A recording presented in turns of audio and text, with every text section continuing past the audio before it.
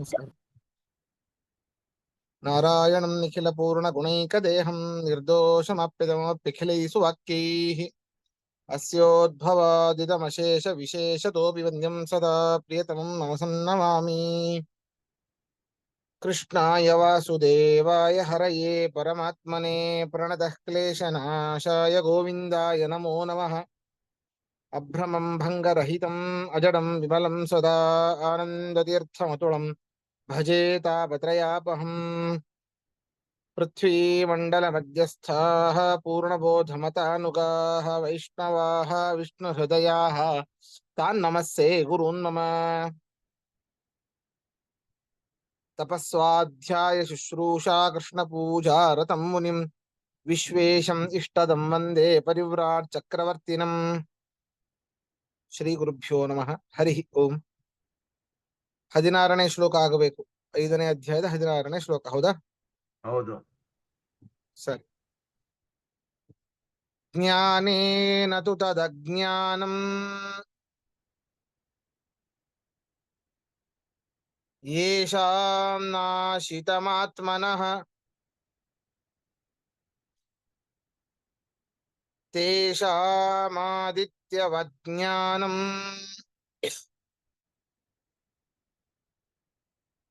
ಪ್ರಕಾಶಯತಿ ತತ್ಪರಂ.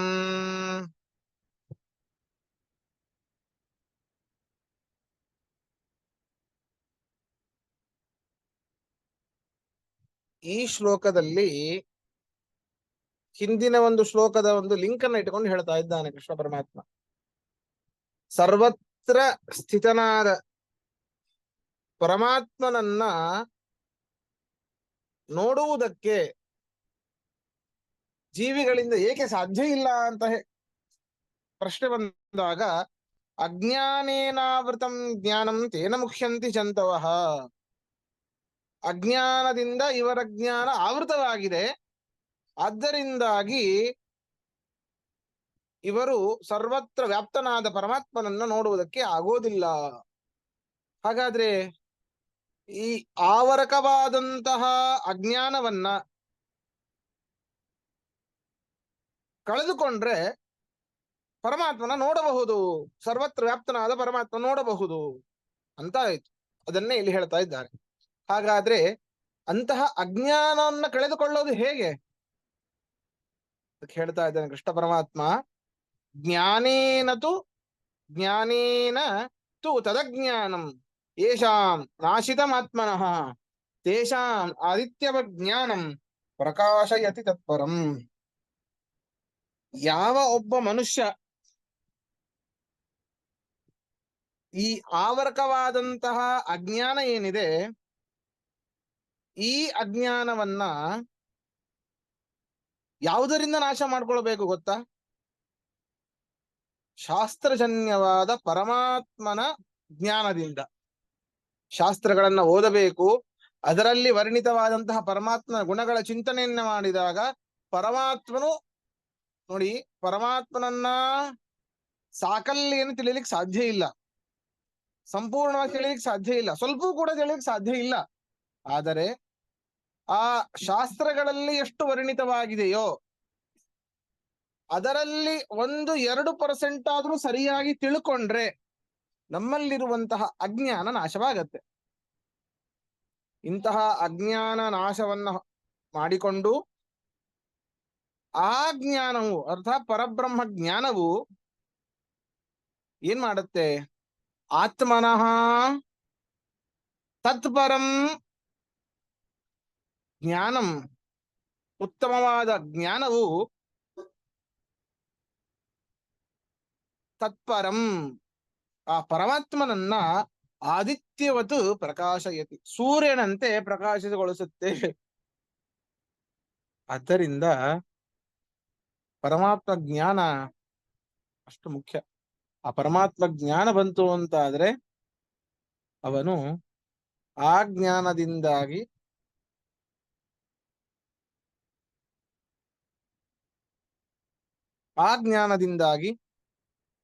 ಅಜ್ಞಾನವನ್ನು ಕಳೆದುಕೊಂಡು ತದನಂತರ ಪರಮಾತ್ಮನನ್ನ ನೋಡಬಹುದು. ಅಂದ್ರೆ ಆ ಜ್ಞಾನವೇನೇ ಸೂರ್ಯನ ಹಾಗೆ ಸೂರ್ಯ ಎಷ್ಟು ಪ್ರಖರವಾಗಿ ಇರ್ತಾನೋ ಆ ರೀತಿ ಆ ಪರಬ್ರಹ್ಮನನ್ನ ಪ್ರಕಾಶಯತಿ, ತೋರಿಸಿಕೊಡುತ್ತೆ ಆ ಜ್ಞಾನವು ಅಂತ ಇದರಲ್ಲಿ ಹೇಳ್ತಾ ಇದ್ದಾರೆ.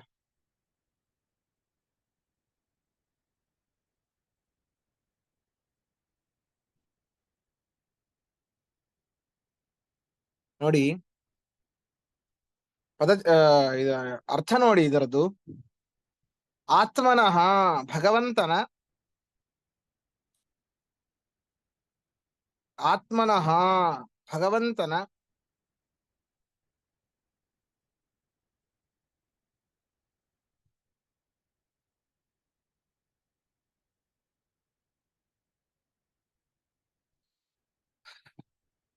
ಜ್ಞಾನೇನ ಶಾಸ್ತ್ರಜನ್ಯವಾದ ಜ್ಞಾನದಿಂದ, ಶಾಸ್ತ್ರಜನ್ಯವಾದ ಪರಮಾತ್ಮ ಜ್ಞಾನದಿಂದ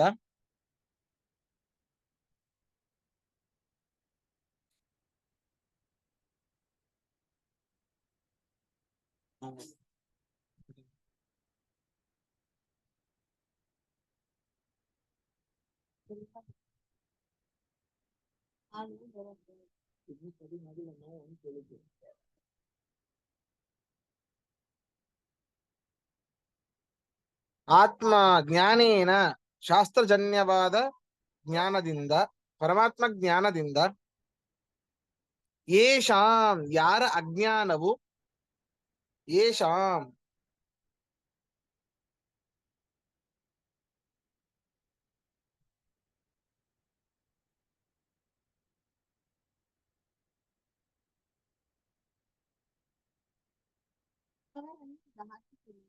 ಯೇಷಾಂ ಯಾರ ಅಜ್ಞಾನವು ನಾಶಿತಂ ಶಿಥಿಲವಾಗಿದೆಯೋ,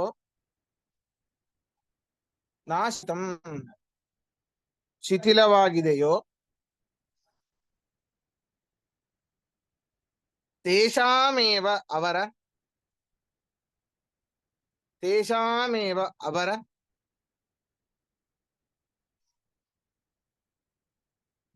ಜ್ಞಾನಂ ಪರಮಾತ್ಮ ಜ್ಞಾನವು ಅರ್ಥಾತ್ ಅಪರೋಕ್ಷ ಜ್ಞಾನವು,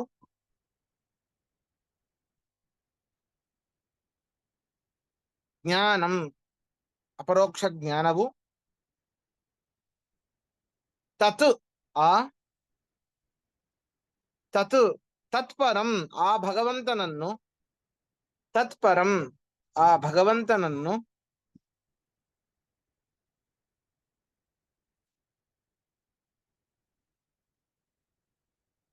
ತತ್ಪರಂ ಆ ಭಗವಂತನನ್ನು ಆದಿತ್ಯವತ್ ಸೂರ್ಯನಂತೆ,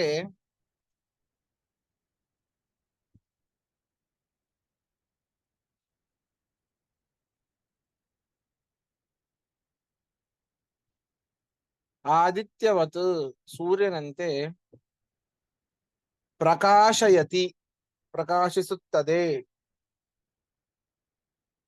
ಪ್ರಕಾಶಯತಿ ಪ್ರಕಾಶಿಸುತ್ತದೆ.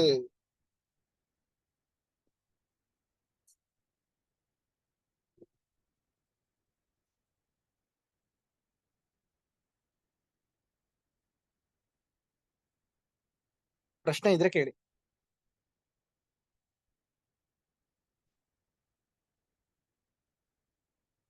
ಸರಿಯಾಗಿ ಕೇಳಿಸ್ತಾ ಇದ್ರೆ ಹೇಳಿ.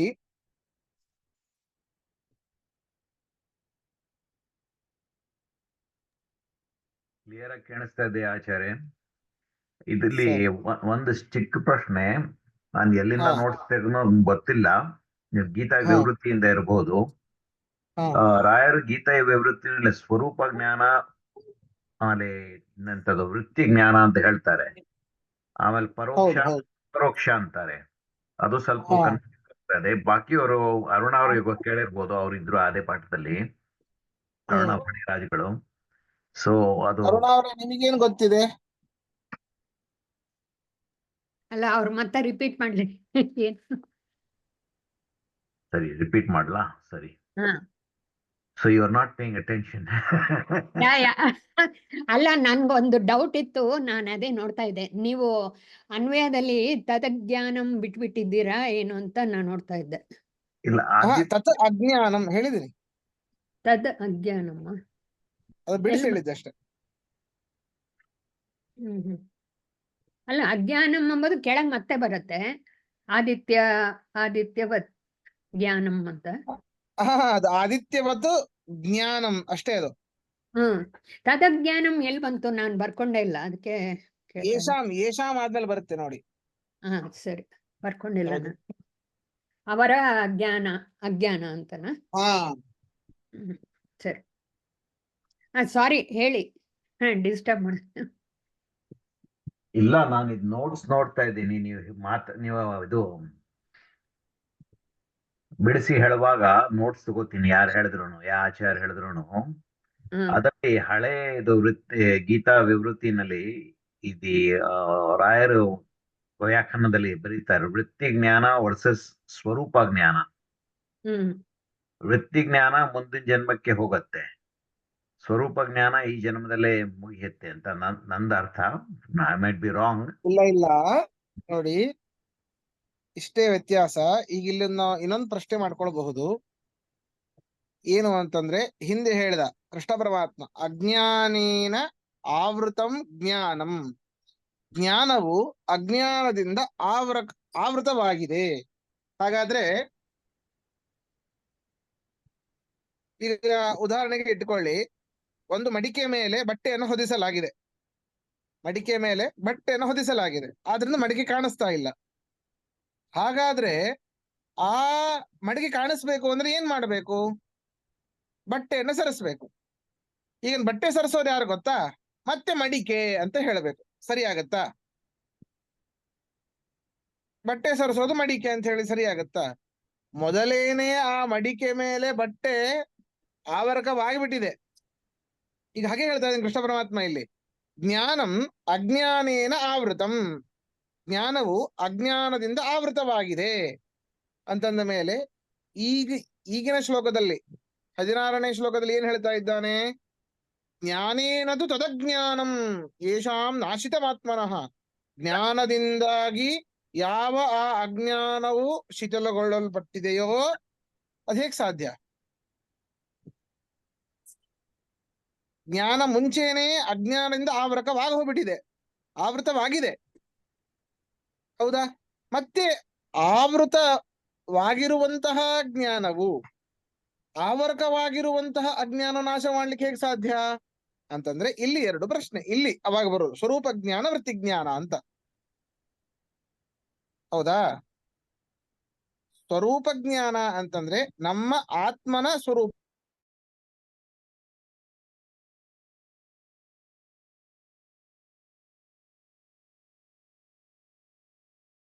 ಜ್ಞಾನ. ಈಗ ಈ ಅಜ್ಞಾನವು ಈ ಎರಡು ಜ್ಞಾನಗಳಲ್ಲಿ ಯಾವ ಜ್ಞಾನಕ್ಕೆ ಆವರಕವಾಗಿದೆ ಅಂತಂದ್ರೆ ನಮ್ಮ ಸ್ವರೂಪ. ಕಟ್ಟಾಗೋಯ್ತು, ಮತ್ತೆ ಹೇಳ್ತೀರಾ? ಹಾ, ಹೇಳ್ತೀನಿ. ಎಲ್ಲಿಂದ ಕಟ್ಟಾಯ್ತು ಹೇಳಿ? ನೀವು ಅರ್ಥ ಅದು ಆವೃತ ಆಗಿದೆ ಅಂತ ಹೇಳಿದ್ರಿ, ಆಮೇಲೆ ಅದು ಹೆಂಗೆ ಅದನ್ನ ಸರಿಸೋದು ಬಟ್ಟೆ ಅಂತ ಅಲ್ಲಿ ಸ್ಟಾಪ್ ಆಗ್ಬೇಕು. ಸರಿ. ನೀವು ಮಾತಾಡ್ತಾ ಏನಿಲ್ಲ, ಒಂದ್ ನಿಮಿಷ ಬರ್ತೇನೆ. ಅಲ್ಲ, ನಮಗ್ ಕೇಳಿಸ್ತಾನೆ ಇತ್ತು, ನಿಮ್ ಏನೋ ಆಗಿರ್ಬೇಕು ಅಂತ.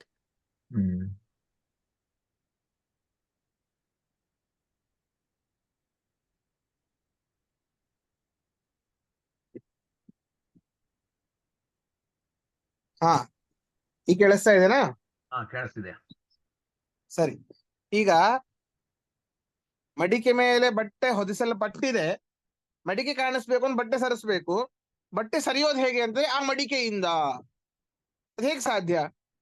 ಆ ಮಡಿಕೆ ಮುಂಚೆನೆ ಬಟ್ಟೆಯಿಂದ ಆವೃತವಾಗಿದೆ, ಆ ಬಟ್ಟೆಯನ್ನು ಸರಿಸೋದು ಮಡಿಕೆನೆ ಅಂತ ಹೇಳಿ ಹೇಗೆ ಬರೋದಿಲ್ವೋ ಹಾಗೆ ಕೃಷ್ಣ ಪರಮಾತ್ಮ ಹೇಳಿದ್ದು ಜ್ಞಾನವು ಅಜ್ಞಾನದಿಂದ ಆವೃತವಾಗಿದೆ. ಹಾಗಾದ್ರೆ ಈ ಅಜ್ಞಾನವನ್ನ ನಾಶ ಮಾಡೋದು ಹೇಗೆ? ಜ್ಞಾನದಿಂದ.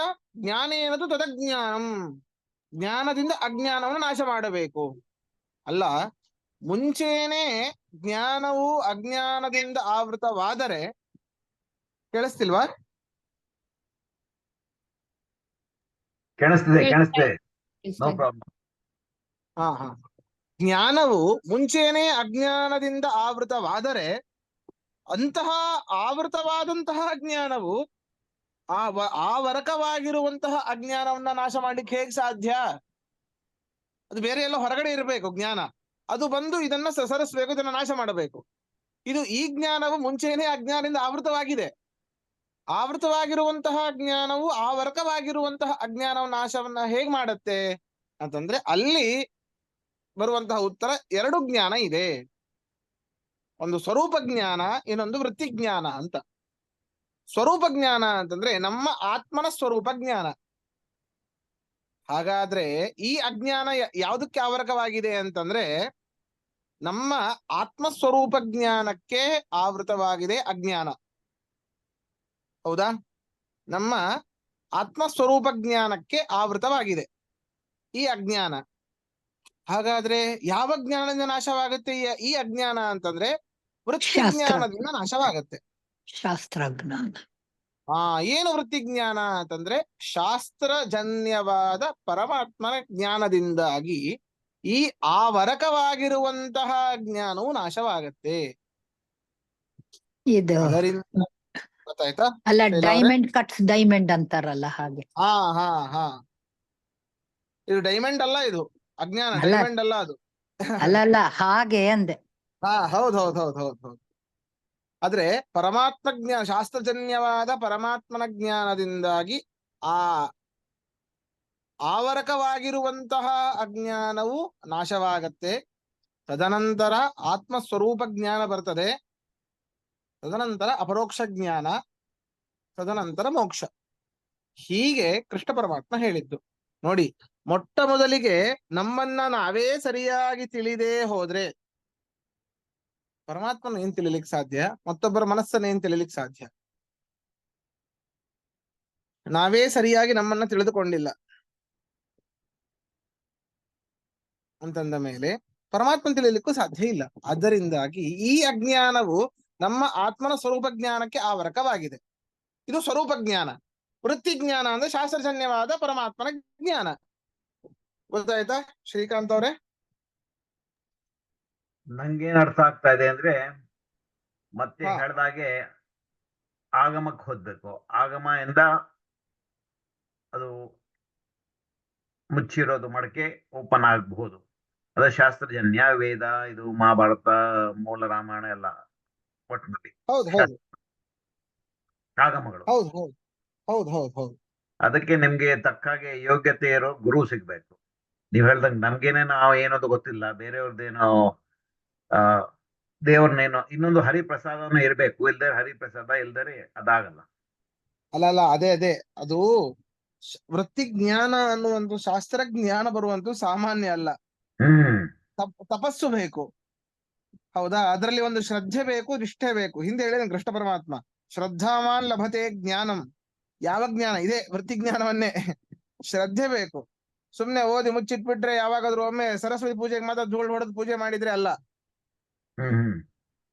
ಸರಿನಾ? ಸದಾಕಾಲ ಅದರಲ್ಲಿ ನಿರತನಾಗಿರ್ಬೇಕು. ಹೌದಾ? ಆವಾಗ ಮಾತ್ರ ಬರಲಿಕ್ಕೆ ಸಾಧ್ಯ.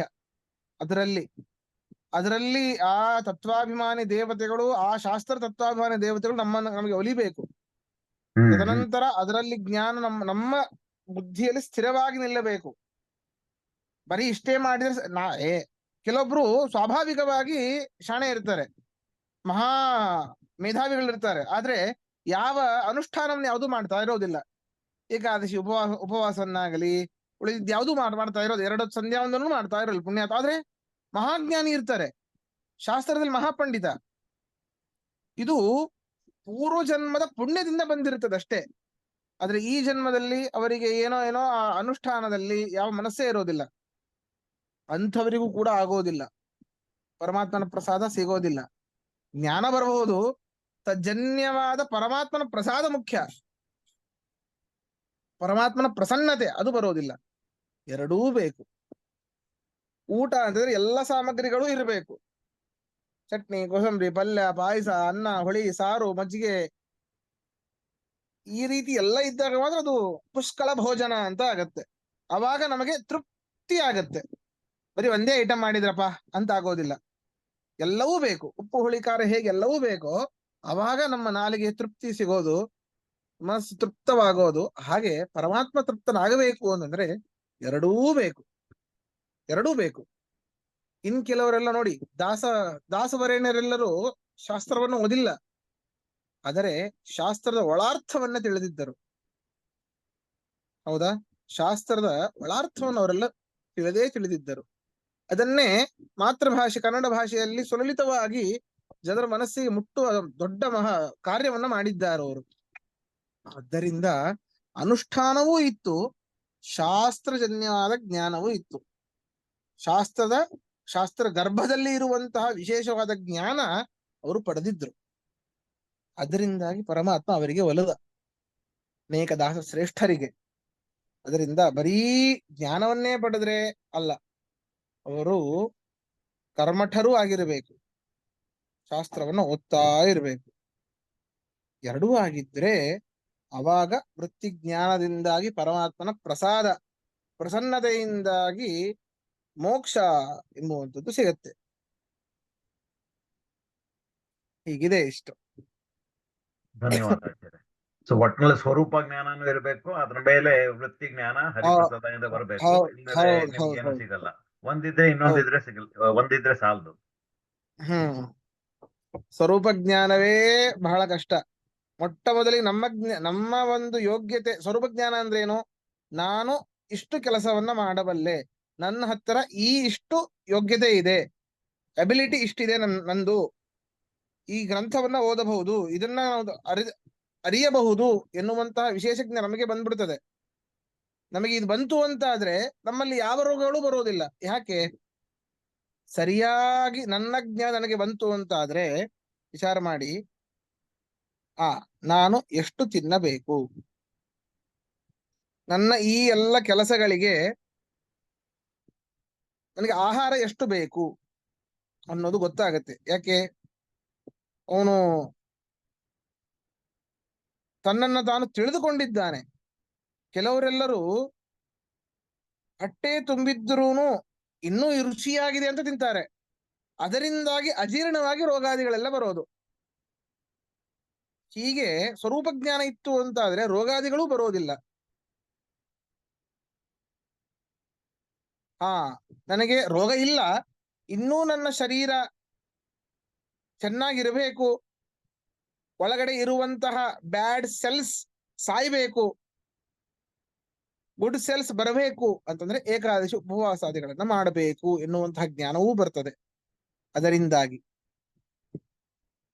ಈ ಕಡೆ ಶರೀರ ಶುದ್ಧವೂ ಆಯಿತು ವಿಜ್ಞಾನದ ಪ್ರಕಾರ, ಈ ಕಡೆ ಪುಣ್ಯವೂ ಬಂತು, ಎರಡೂ ಉಂಟು. ನಾನು ಈ ಸಮಯದಲ್ಲಿ ಯಾವುದನ್ನ ಓದಬೇಕು ನೋಡಿ. ನಮ್ಮ ಬಲಮೂಗು ಏನಾದ್ರೂ ಬ್ಲಾಕ್ ಆಗಿತ್ತು ಅಂತ ಆದ್ರೆ ನಾವು ಎಷ್ಟು ಓದಿದ್ರು ತಲೆಗೆ ಹತ್ತೋದಿಲ್ಲ ಅದು. ನಾವು ಬಲಮೂಗು ಬ್ಲಾಕ್ ಆದಾಗ ಎಷ್ಟೇ ಓದಿದ್ರು ತಲೆಗೆ ಹತ್ತೋದಿಲ್ಲ. ಅದು ಆಯುರ್ವೇದದಲ್ಲಿ ಬರ್ತದೆ. ಬಲಮೂಗು ಓಪನ್ ಇರಬೇಕು, ಅದರಲ್ಲಿ ಗಾಳಿ ಎಲ್ಲ ಸರಿಯಾಗಿ ಶ್ವಾಸೋಚ್ಛ್ವಾಸಗಳು ಸರಿಯಾಗಿ ಆಗ್ತಾ ಇರಬೇಕು. ಆವಾಗ ನಮ್ಮ ಚಂದ್ರನಾಡಿ ಅನ್ನುವಂಥದ್ದು ನಾವು ಓದಿದ ಆ ಒಂದು ವಿಷಯಗಳನ್ನ ಗ್ರಹಣೆ ಮಾಡುತ್ತೆ, ಆವಾಗ ಸ್ಥಿರವಾಗಿ ಉಳಿಯೋದು. ನೀವು 2 ಗಂಟೆ 3 ಗಂಟೆ ಆದ್ರೂ ಓದಿ ಬ್ಲಾಕ್ ಆದಾಗ ಆದ್ರೆ ತಲೆಗೆ ಹೋಗೋದಿಲ್ಲ, ಮತ್ತೆ ಮರುದಿನ ಎಲ್ಲ ಮರೆತು ಹೋಗ್ಬಿಟ್ಟಿರುತ್ತೆ. ಈ ರೀತಿ ಸಣ್ಣ ಸಣ್ಣ ವಿಚಾರಗಳನ್ನ ತಿಳಿದುಕೊಳ್ಳೋದು ಯಾವಾಗ? ಆತ್ಮಜ್ಞಾನ ಆತ್ಮನ ಸ್ವರೂಪ ಜ್ಞಾನ ಬಂದಾಗ. ಇಷ್ಟೆಲ್ಲ ಆಗಿಬಿಡ್ತು ಅಂತ ಆದ್ರೆ ನಾವು ಸಿದ್ಧರಾಗಿ ಇದ್ವಿ ಅಂತ ಆದ್ರೆ ಯಾವ ಒಂದು ಸರ್ತಿ ಓದಿದ್ರೆ ಸಾಕು, ಮತ್ತೆ ಮರುಕಳಿಸಿ ಓದುವಂತ ಅವಶ್ಯಕತೆಯೇ ಇಲ್ಲ. ಒಂದು ಸರ್ತಿ ಓದಿ ಅದನ್ನ ಸ್ವಲ್ಪ ಪ್ರಾಜ್ಞರಿದ್ದರೆ, ಏಕಸಂಧಿಗ್ರಾಹಿಗಳಿದ್ದರೆ ಒಂದೇ ಸರ್ತಿ ಸಾಕು. ದ್ವಿಸಂಧಿಗ್ರಾಹಿಗಳಿದ್ದರೆ 2 ಸರ್ತಿ ಸ್ವಲ್ಪ ಓದಿ ಒಮ್ಮೆ ರಿವಿಷನ್ ಮಾಡಿಬಿಟ್ರೆ ಇನ್ನು ಎಷ್ಟು ವರ್ಷ ಕೇಳಿದರೂ ಹೇಳ್ತಾರೆ. ಈ ರೀತಿ ವಿಶೇಷವಾಗಿ ಸ್ವರೂಪ ಜ್ಞಾನ ಬೇಕು, ಮುಖ್ಯ. ಇದರಿಂದ ಬಂತು ಅಂತ ಆದ್ರೆ ಸರಿಯಾಗಿ ಎಲ್ಲದರ ಜ್ಞಾನವು ಬರ್ತಾ ಹೋಗುತ್ತೆ. ಒಮ್ಮೆ ಈ ರೀತಿ ಮಾಡಬೇಕು ಅಂತ ಹೇಳಿ ಗುರುಗಳಿಂದ ಅವರಿಗೆ ಉಪದೇಶ ಸಿಕ್ತು ಅಂತ ಆದ್ರೆ ಅವರು ಅದನ್ನೇ ಅನುಕರಣೆ ಮಾಡ್ತಾ ಸಕಲವನ್ನೂ ಪಡಿತಾರೆ. ಆದ್ರೆ ಆತ್ಮಜ್ಞಾನ, ಆತ್ಮ ಸ್ವರೂಪ ಜ್ಞಾನ ಬರೋದೇ ಕಷ್ಟ. ಅದನ್ನ ಓದಬೇಕು ಅಂದರೆ ಬರೀ ನನಗನ್ಸತ್ತೆ ಈ ಶಾಸ್ತ್ರಜನ್ಯವಾದ ಪರಮಾತ್ಮನ ಜ್ಞಾನದಿಂದಾಗಿ ಈ ಅಜ್ಞಾನವು ಆವರ್ಗವಾದ ಅಜ್ಞಾನವು ನಾಶವಾಗತ್ತೆ. ನಮ್ಮಂಥ ಮೂಢರಿಗೆ ಅದೂ ಸಾಕಾಗೋದಿಲ್ಲ. ಯಾಕೆ? ನಾವು ಶಾಸ್ತ್ರಜನ್ಯವಾದ ಪರಮಾತ್ಮ ಜ್ಞಾನವನ್ನ ಸಂಪೂರ್ಣವಾಗಿ ಪಡೆಯೋದಿಲ್ಲ ನಾವು. ಹೌದಾ? ಆದ್ದರಿಂದ ಧ್ಯಾನವನ್ನೂ ಮಾಡಬೇಕು ಅಂತ ನಾ ಹೇಳ್ತಾ ಇದ್ದೀನಿ. ಧ್ಯಾನವೂ ಮುಖ್ಯ. ಮೆಡಿಟೇಷನ್, ಖೇಚರಿ ಮುದ್ರದಿಂದಾಗಿ ಮೆಡಿಟೇಷನ್ ಬಹಳ ಮುಖ್ಯ. ಖೇಚರಿ ಮುದ್ರೆ ಅಂತಂದ್ರೆ ನಮ್ಮ ನಾಲಿಗೆಯ ತುದಿಯನ್ನ ನಮ್ಮ ಕಿರು ನಾಲಿಗೆಗೆ ತಾಕಿಸಬೇಕು. ತಾಕಿಸದಿದ್ದರೂ, ತಾಕಿಸ್ಲಿಕ್ಕೆ ಆಗದೆ ಹೋದ್ರೂ ಕೂಡ ಆ ಒಂದು ಡೈರೆಕ್ಷನ್ ಇರಬೇಕು. ನಮ್ಮ ನಾಲಿಗೆಯ ತುದಿ ಕಿರು ನಾಲಿಗೆಯ ಡೈರೆಕ್ಷನ್ ಇರಬೇಕು. ಆ ರೀತಿ ಖೇಚರಿ ಮುದ್ರವನ್ನ ಮಾಡಿಕೊಂಡು ಧ್ಯಾನವನ್ನ ಮಾಡಿದಾಗ ಬೇಗ ನಮ್ಮ ಮೆಡಿಟೇಷನ್ ನಮ್ಮ ಹತೋಟಿಯಲ್ಲಿ ಬರ್ತದೆ. ಅಂದ್ರೆ ನಮ್ಮ ಮನಸ್ಸು ಏಕಾಗ್ರವಾಗತ್ತೆ. ಹೌದಪ್ಪ, ಧ್ಯಾನ ಎಷ್ಟು ಮಾಡಬೇಕು? ನಮ್ಮ ವಯಸ್ಸು ಎಷ್ಟಿದೆನೋ ಅಷ್ಟು ನಿಮಿಷಗಳು ಮಾಡಬೇಕು. 19 ವಯಸ್ಸಿದೆ, 19 ನಿಮಿಷ ಮಾಡಿ. 32 ಇದೆ, 32 ನಿಮಿಷ ಮಾಡಿ. 52 ಇದೆ, 52 ನಿಮಿಷ ಮಾಡಿ. ಅಷ್ಟಾದ್ರೂ ಮಿನಿಮಮ್ ಮಾಡಬೇಕು ಅಂತ ಧ್ಯಾನವನ್ನ. ಇವಾಗ ಹಾಗಾದ್ರೆ 1 ತಾಸು ಮೇಲೆ ಹೌದೌದು. 70 ನಿಮಿಷ ಮಾಡಬೇಕು. ಅಲ್ಲ ಆಚಾರ್ಯ, ನಾವು ಅರ್ಧ ಗಂಟೆ ಪಾಠಕ್ ಬರೋದೇ ದೊಡ್ಡದು, ನೀವು 1 ತಾಸು ಮೆಡಿಟೇಷನ್ ಮಾಡಿ ಅಂತ ಹೇಳ್ತಿದ್ರಿ. ಬೇರೆ 5 ಕೆಲಸ ನಿಮಿಷ ಮಾಡಬೇಕು. ಬೇರೆ ಏನ್ ಕೆಲಸ ಇಲ್ವಲ್ಲ. ಹೌದು. ಟಿವಿ ಸೀರಿಯಲ್ ನೋಡೋ ಬದ್ಲೆ ದೇವ್ರದ್ದು ಗೀತಾ ಓದ್ಕೋಬೇಕು. ಹೌದು. ಮತ್ತೆ ಅರ್ಥ ಆಗದರೆ ಪ್ರಶ್ನೆ ಕೇಳ್ಬೇಕು. ಧನ್ಯವಾದ ಆಚಾರ್ಯ, ಅರ್ಥ ಆಯ್ತು. ಅರ್ಧಂಬರ್ಧ ಅರ್ಥ ಆಯ್ತು. ಬಟ್ ಆದ್ಮೇಲೆ ಮೆಡಿಟೇಷನ್ ಮಾಡ್ಬೇಕು. ಹೌದು ಹೌದು ಹೌದು, ಅದು ಮಾಡ್ಲೇಬೇಕು. ಈಗ ಎಲ್ಲದಕ್ಕಿಂತ 5 ನಿಮಿಷ ಮುಂಚೆ ಹೇಳಿದ್ದ ಊಟದ ಟಾಪಿಕ್ ಆರಾಮಾಗಿತ್ತು ಆಚಾರ್ಯ. ಕ್ಲಿಯರ್ ಆಗಿ ಅರ್ಥ ಆಯ್ತು.